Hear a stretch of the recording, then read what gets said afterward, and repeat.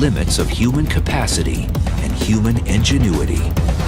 If something goes wrong, what do? Nothing. You just die. Welcome to the age of space travel.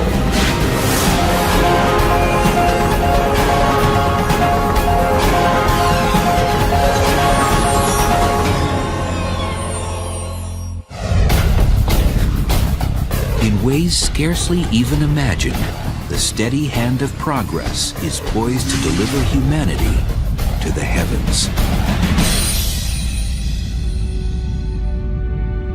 For ages, the mysterious splendor of the universe has enticed us from its remote heights. At last, its mysterious temptations are within reach, and man's destiny can be fulfilled. I don't know if it's written in our genes, but anytime you see something at a distance and it piques your curiosity, the first thing you want to do is get a closer look. So while telescopes get you pretty far in this regard, those things that are sort of close enough to be within the reach of our space program, why not take the trip? T-minus 10, 9, main engine start, 5, 4, and liftoff of Space Shuttle Atlantis to assemble. Prying free from our home planet's grip ranks among the greatest of human achievements. But no one, since 1972, has ventured beyond the Earth's orbit. Our space program has been stuck for 30 years. We simply just go around the planet Earth. It's just like Columbus exploring the New World for the first time and then spending the rest of his life simply puttering around the Spanish coastline. What's the problem? There's a dirty little 4-letter word, and that is cost. It costs about $10,000 to put a pound of anything into orbit. Imagine John Glenn made out of solid gold. That's what it costs to put John Glenn or you into orbit. It would cost about $20 million for you to take a weekend trip up to the space station. It would cost about $500 million for you to go to the moon. And for you to go to Mars would probably cost tens of billions of dollars. One way to reduce the cost of reaching space would be to find a more efficient way to overcome Earth's gravity. Remember the story of Jack and the Beanstalk? Jack was the little boy who climbed the beanstalk into heaven. Well, imagine a space elevator such that you hit the up button and the elevator takes you into the heavens just like Jack and the Beanstalk. Instead of building from the ground up, the space elevator would be built from the top down. A satellite in geosynchronous orbit would drop a 60,000-mile cable back to Earth, where it would be anchored to the surface. Now we are within striking distance of being able to create fibers that can withstand the tension of traveling at enormous velocities in outer space as the space elevator rotates with the planet Earth. So it never falls because it rotates at the same rate as the planet Earth. The elevator's compartment would simply roll up the cable, shuttling travelers and supplies into orbit, where it would wait for a spacecraft. This system would entirely replace a conventional rocket launch. And that might reduce the cost of space travel by a factor of 1,000. Think about that. Then you begin to realize that perhaps a trip to outer space may be no worse than an airplane ticket. But beyond the limits of Earth's comforting embrace, exotic menaces await every space traveler. Flying in outer space is not like taking a nice ride in the country in a car. It's like going through a shooting gallery. To an unsuspecting voyager, it might seem the universe is taking aim with a firearm. There are particles in space, even dust-sized particles, pebble-sized particles, that are traveling tens of thousands of miles an hour and sometimes even faster. More than 500,000 of these projectiles, measuring over 1 inch in diameter, are zipping around our planet right now. They include pieces of glass broken off of solar cells, paint chips from spacecraft, and debris from rocket booster engines. And in deeper space, there's more danger from pebble-sized meteors called micrometeoroids. A small piece of dust can crack glass, it can penetrate metal, it can pulverize plastic. And that does happen in space all the time. But perhaps an even more deadly danger, not at all solid, lies in wait: radiation. The devastating effects of this invisible energy have been witnessed on Earth in the aftermath of the atomic bombs of World War II and the nuclear fallout of Chernobyl. Distressingly, our own life-giving sun spews out streams of poisonous radiation. So realize that we've been protected in this cradle. We've been protected by the atmosphere of the Earth. Magnetic field of the Earth gobbles up most of the flares from the sun to create the aurora borealis. In outer space, you get the aurora borealis coming right at you. There's no ozone layer, there's no magnetic field to protect you. It's just you and the harshness of outer space.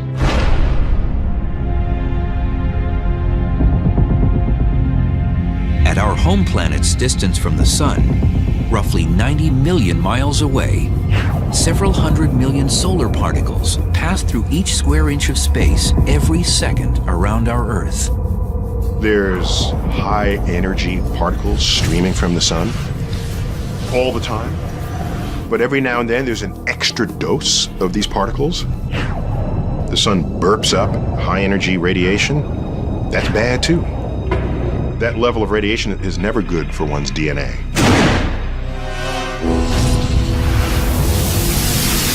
Sunspots flare up these extra doses of energy, like a battery of cannons bombarding the cosmos. There's no way to know that they're going to be here before they arrive. Unfortunately, there's still a risk of radiation even as we get farther from the sun. That's because another invading energy lurks. Known as galactic cosmic rays, they hail from the distant alien worlds of exploding stars and black holes. Galactic cosmic rays are particles that are traveling at speeds very close to the speed of light. Even a single particle of iron slamming into your body can have the effect of a Major League Baseball at 100 miles an hour. They can be devastating. Although heavy iron particles are rare, outside of the protection of a spacecraft, such as when an astronaut performs a spacewalk, thousands of galactic cosmic rays do penetrate the body every second. Every 24 hours, the galactic cosmic rays and solar particles attack a space traveler with as much radiation as a surface dweller on Earth receives in 6 months.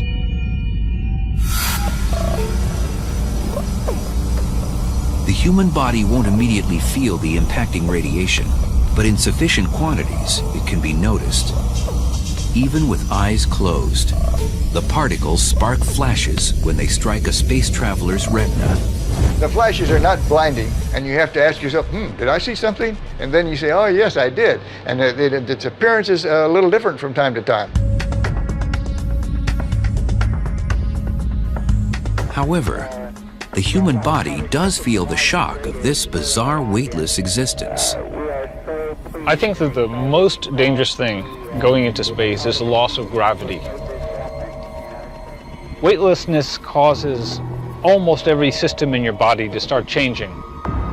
And it doesn't stop changing until you get back onto a world where you're pulled down again by its gravity. One of the first casualties of zero gravity is a space traveler's sense of direction. What's up and what's down? Very good question. And first of all, it's whatever you want it to be. If you want this to be up, that's fine. But if you want this to be up, that's just as good. Most travelers will suffer from motion sickness for the first few hours, or most likely, days. It's just one of those things that you ought to resign yourself to facing, that everyone is very likely to feel a little bit disturbed in terms of orientation. Here on Earth, scuba divers floating underwater experience the nearest sensation of prolonged periods without gravity. It is for this very reason that aspiring NASA astronauts train to live and work in a gravity-free environment by subjecting themselves for up to 6 hours at a time in a large water tank. Now, scuba equipment, you still experience the forces of gravity, but it doesn't feel like it because your whole body is uniformly buoyed by the water that holds you up.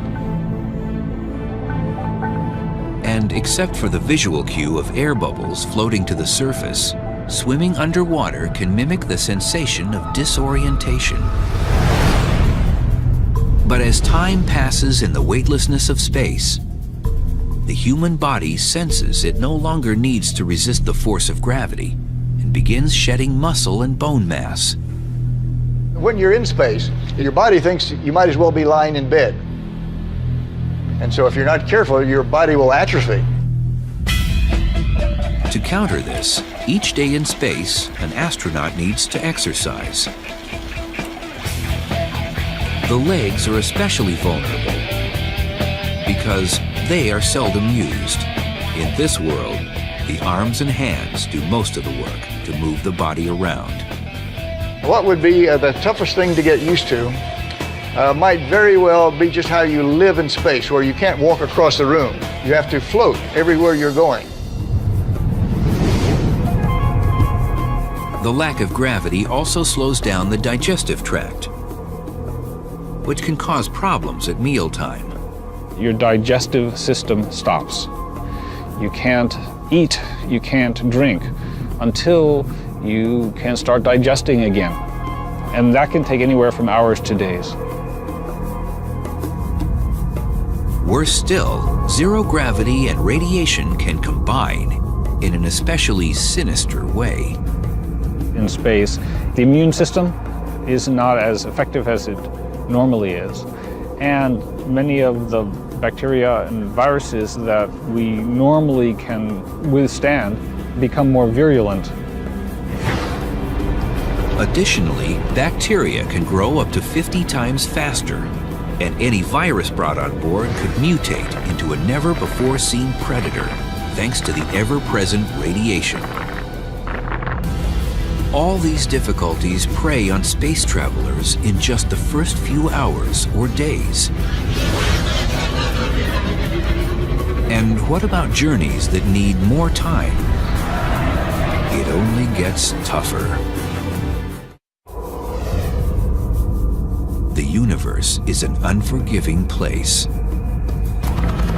It's open to only the boldest adventurers, those who have the mettle to trek deep into an environment swimming with toxic hazards, and unafraid to stray far from the safe and familiar. We take it for granted that clothing is flexible and machines work in room temperature because implicitly or explicitly, they're designed for that. You go into the depths of space. If you're facing the sun, it could be hundreds of degrees Fahrenheit. If you're facing away from the sun, it could be hundreds of degrees below zero. Down here on Earth, you take so much for granted. You know, we're out here, sunshine, the fresh air all around you.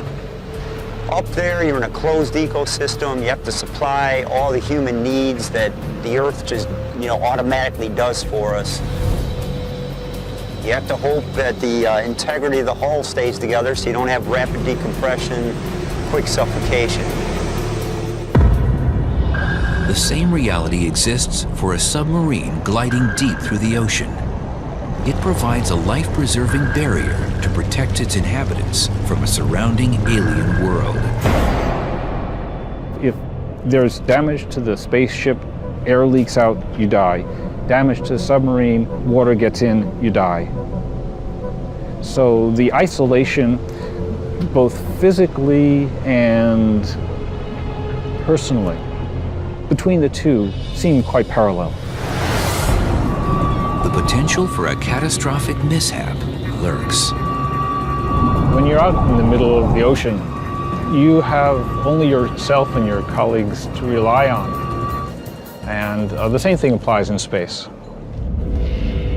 Things have to hold up. You can't come back, you can't run to the hardware store, you can't fix the thing with some part that you didn't bring along, and you're stuck with human ingenuity, the tools you brought with you. And out there in space, you truly are just removed from mankind. It is isolation like I've never felt before. Liftoff. We have liftoff. Often our efforts to explore space have been analogized to the great explorers of the 15th and 16th century. The first to sort of cross the oceans, going to unknown territory, having to bring all their supplies with them, not knowing if they'll ever return. And I think there's a lot to say about that analogy, but there's a point where it breaks down badly. When Cortez landed in South America, when Columbus hit the Caribbean, there was still air there for him to breathe. All right, there were fruit on the trees.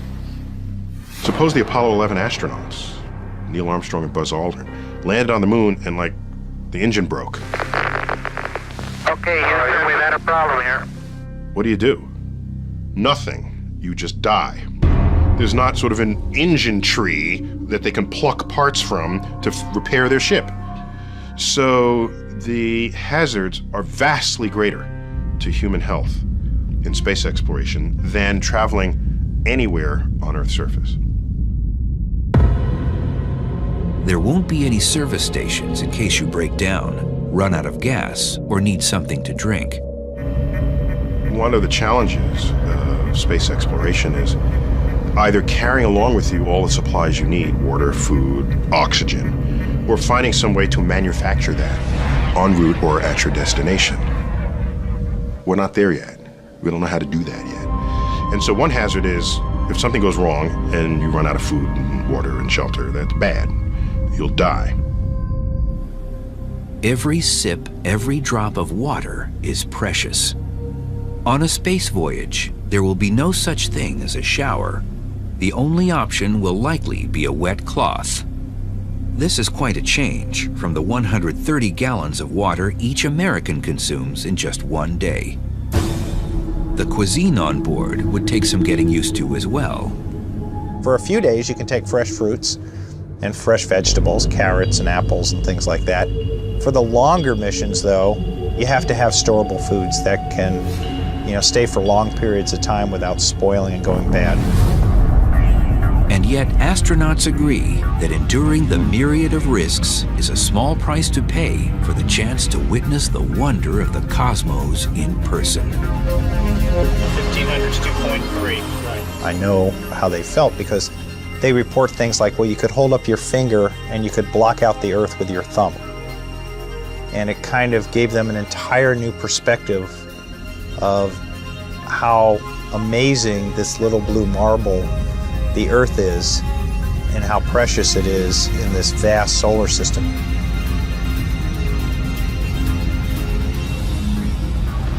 That experience changed me forever, and I think it would change anyone that could possibly have that experience in the future. However, the length of future voyages might limit the range of experiences available to space travelers. Distances in our vast universe can defy comprehension. If our sun were the size of a basketball, our Earth would be the size of a pea. If they were placed in Central Park, the nearest star would be another basketball almost 5,000 miles away in Hawaii.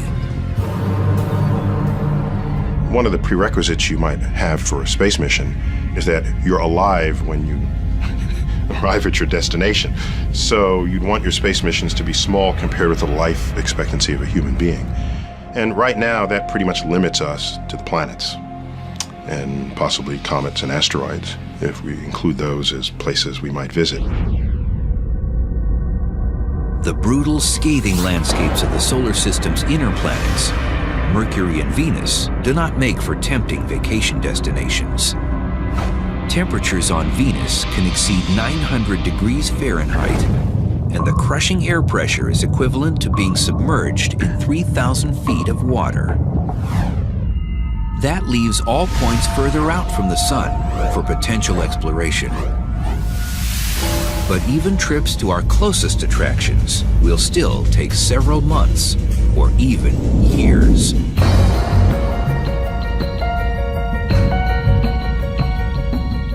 About 139 million miles separate the orbits of Earth and Mars.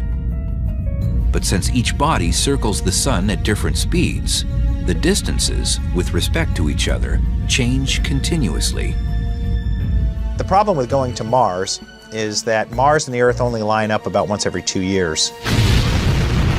With current chemically propelled rocket technology, a flight leaving from Earth for the Red Planet in 2018, when the two bodies are on the same side of the sun, could take 104 days, less than 4 months. After a 40-day stay, the return trip would require a little more than 6 months.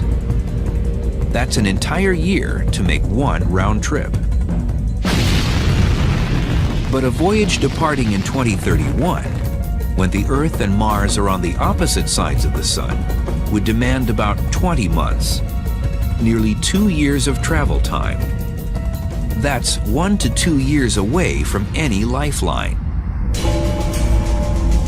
Comets, those oversized dirty snowballs, swoop close enough to Earth to accommodate a round trip lasting as short as a few months.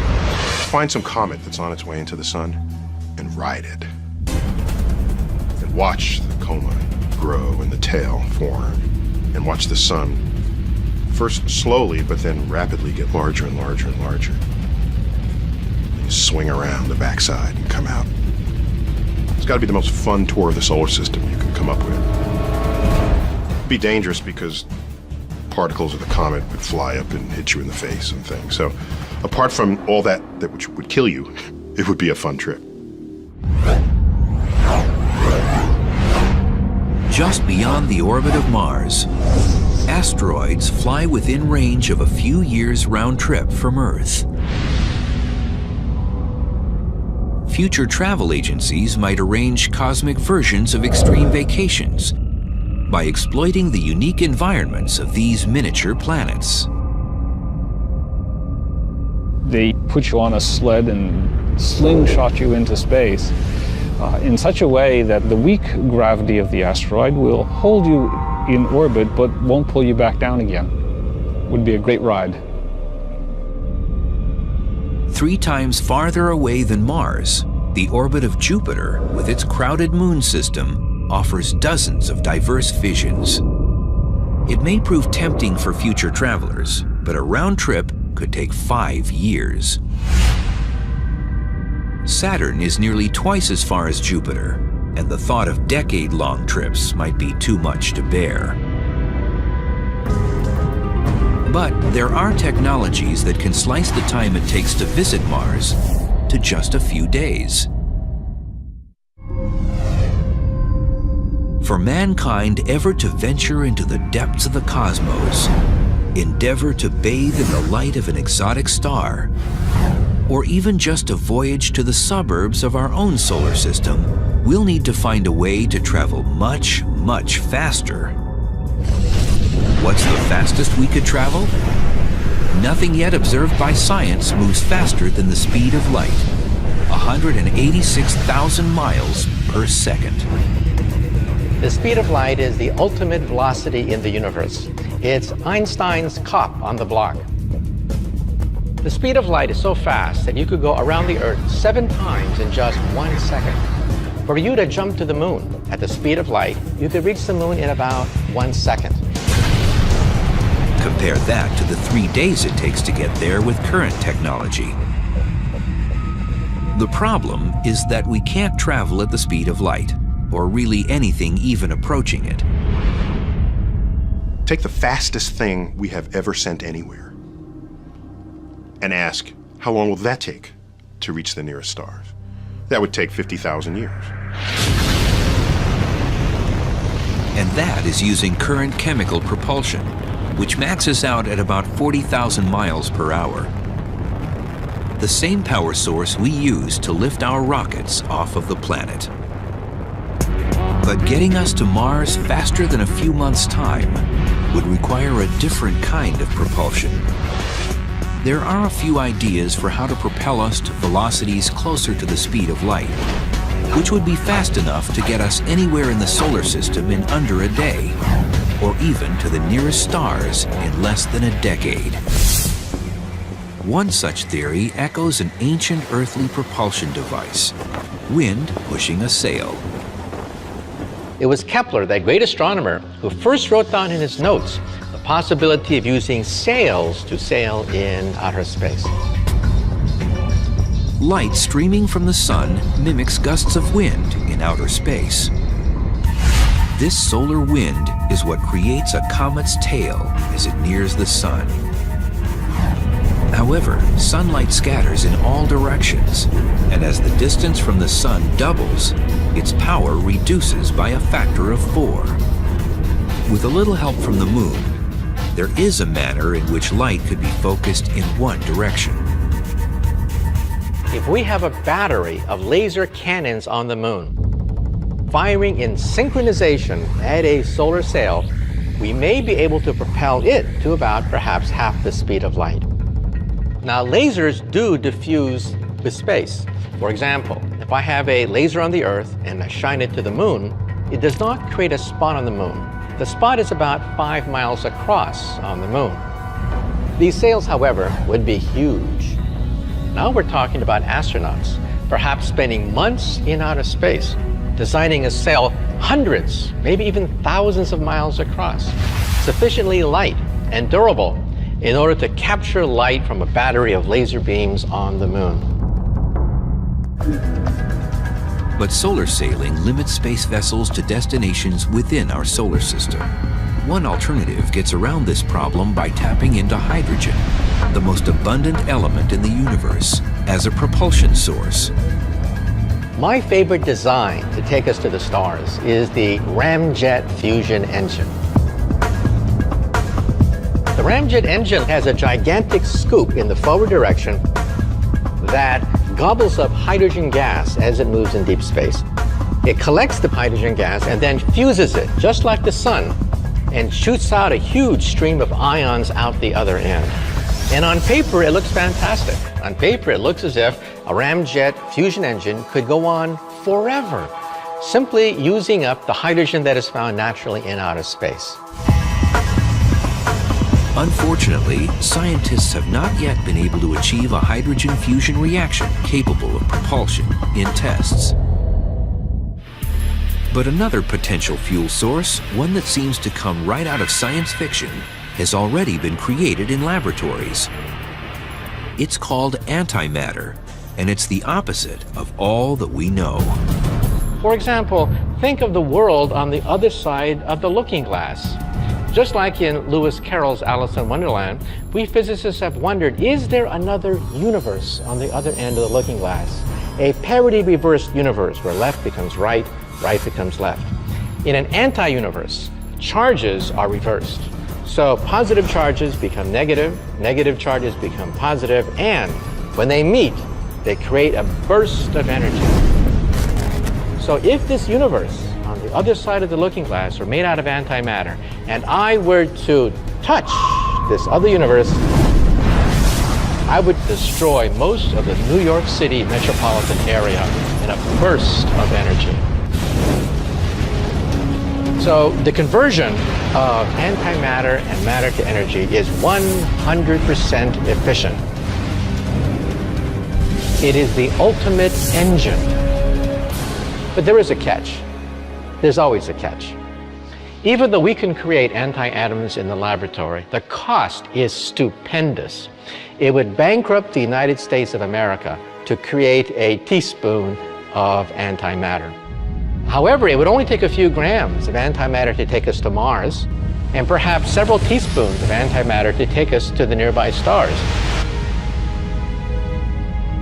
But for us to ever visit a distant star or another galaxy, we need something stranger than even Alice could ever dream of. disappearing through her looking glass.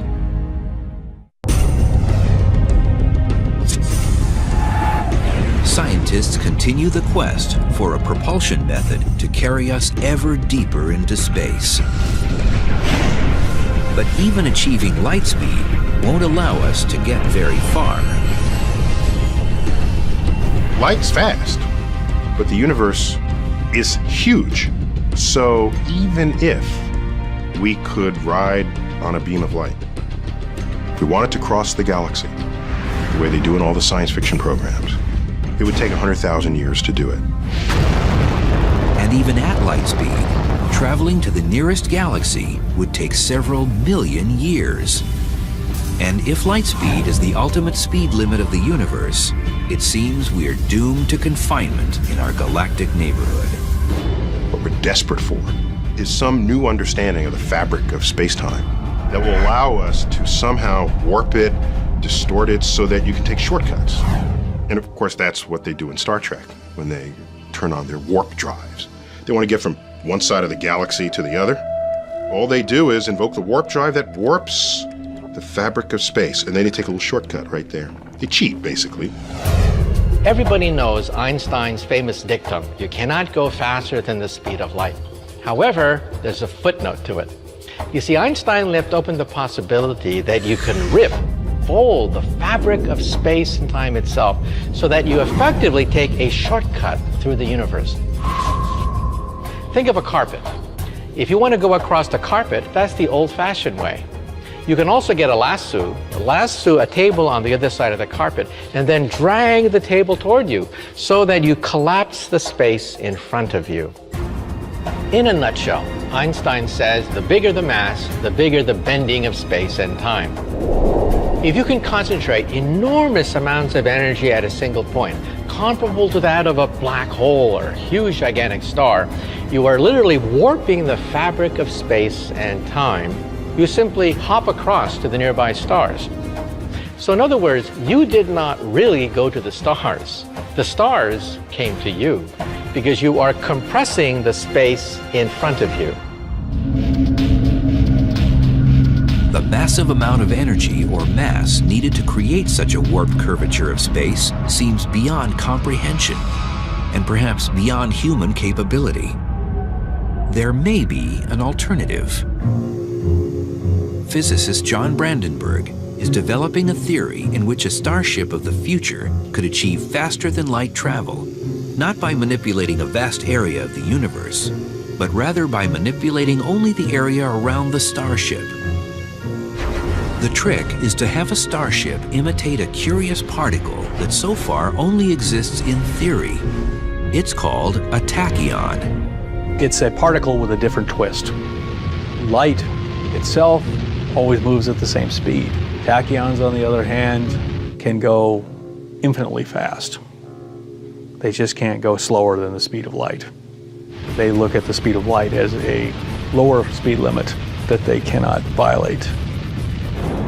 If they do exist, tachyons can outrun the speed of light because they have what physicists recognize as imaginary mass.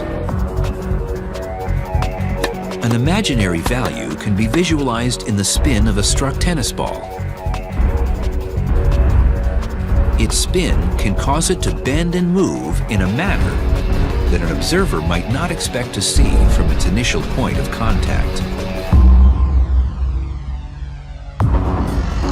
In the same way, a tachyon is unseen by the universe and can break its speed limits.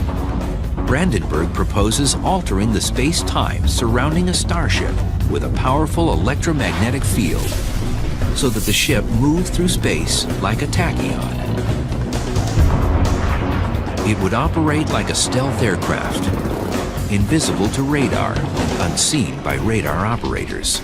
So if one can achieve this control of the space-time around this ship, one can essentially make it an imaginary object. In a technical way, that means it's moving faster than light. You're basically disconnecting yourself from the rest of the cosmos. It could grant the traveler the ability to go anywhere in the universe in the blink of an eye. as if a multitude of doorways suddenly appeared. A doorway you step into and then you step out somewhere down the hall so fast that it didn't seem like you had time to move any place. That's an imaginary connection in space-time. And you've changed yourself, not space-time. No one may know how fast or even where such a space vessel could travel. Which door to go into, which door to come out of. That's the trick. But voyaging through the Hall of the Universe isn't possible without first overcoming one of its fundamental forces, the one that shackles us to our home planet. Getting away from the Earth's gravitational field. That's the first thing that we have to do. 10, 9, 8, 7, 6. For an object to 5, break away from Earth's gravitational 3, pull, 2, 1. We have ignition and liftoff of NASA's New it must Horizons achieve a velocity of 17,500 miles per hour. That's fast enough to streak from New York to Los Angeles in about 8 minutes. There's no other way to do it, at least that we have now, other than brute force. While a theoretical space elevator can climb away from Earth's gravitational pull, a rocket must outrun it with the brute force provided by the explosive chemical reaction of burning fuel. Chemical power is what drives today's rocket engine. Every time you burn something, that's chemical power. Every time a rocket engine ignites, that's chemical power. Every time you start your engine in your car, you're using the chemical energy stored in the gasoline. The fuel alone can burden a spacebound craft with up to 90% of its total weight.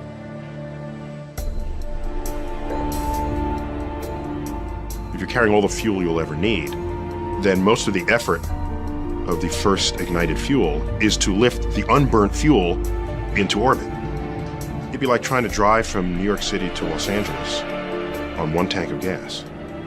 Well, you would need a tanker truck behind you. And most of the energy to accelerate the tanker truck is going in to just move the fuel that's in the tanker truck. The space shuttle, its rockets, and the fuel they're carrying weigh a staggering 4 million pounds. And nothing short of a bone-rattling eruption could push it up and away from Earth. Well, Brent, looks like your long wait is over. We wish you all the best luck in the world. Godspeed, and we'll see you back here in about 2 weeks. A journey into space today means that space travelers must ride a controlled detonation into the sky. Whatever the vehicle weighs, we have to generate about 1.5 to 2 times that thrust in order to get it off the surface of the Earth. To get the space shuttle up to speed demands 7 million pounds of thrust. To put that into perspective, if you can imagine me holding a 1-pound ball in my hand, if I'm holding it here and I'm holding it steady, I am exerting a pound of thrust on that ball. So if I lower it down, I'm clearly not exerting a 1 pound. If I pick it up, I'm exerting more than a pound.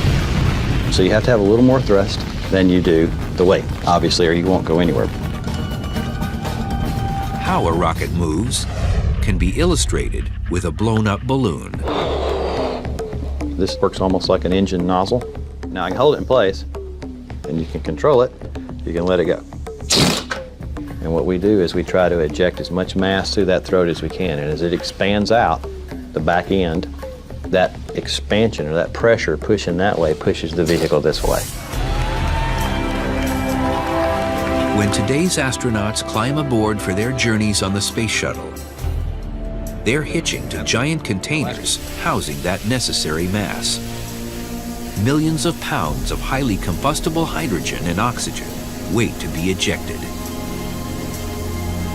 It only takes a spark.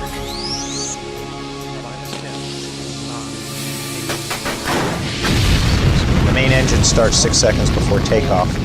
The whole shuttle shakes. It feels like it wants to just rip itself out of the launch pad. Liftoff of Space Shuttle Endeavour.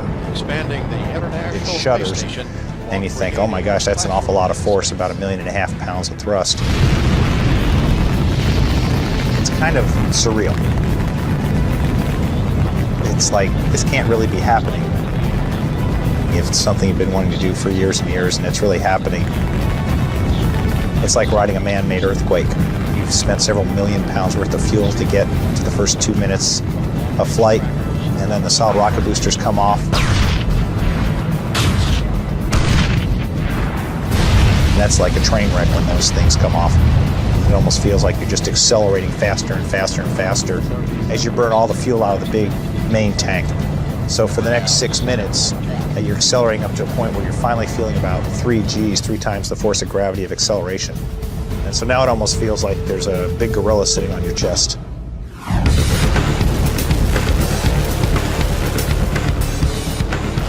A drag racer who accelerates from 0 to 100 miles per hour in 2 seconds will feel G-forces similar to those experienced by astronauts. As the vehicle keeps accelerating and you're watching the speed tick by in thousands of feet per second until you get to 25 times the speed of sound. Then there's a cutoff, and then everything's floating. And now you're in space. So space isn't very far away. It only takes about 8 minutes and 30 seconds to get there. The next model for venturing into the great beyond and reaching new worlds will begin first with a visit to an old friend. Although not quite yet a space elevator, NASA's mission to return to the moon builds on the idea of Earth orbit as a base for farther voyages. NASA's Constellation program, a successor to the legendary Apollo program, aims to plant boots on the moon by 2020. 2 separate rockets form the foundation of the plan. The unmanned Ares 5 rocket, towering taller than a football field standing on its end, will carry the lunar lander, supplies, and an Earth departure rocket into orbit, where it will wait for the astronauts. The Ares 1 rocket will deliver the crew to orbit aboard a capsule. It will then rendezvous with the Earth departure rocket and blast to the moon. We can take more supplies, more commodities to the moon. That's what this tandem system provides for us. Instead of Apollo, which only allowed us to go for 1 or 2 days at a time and then come back.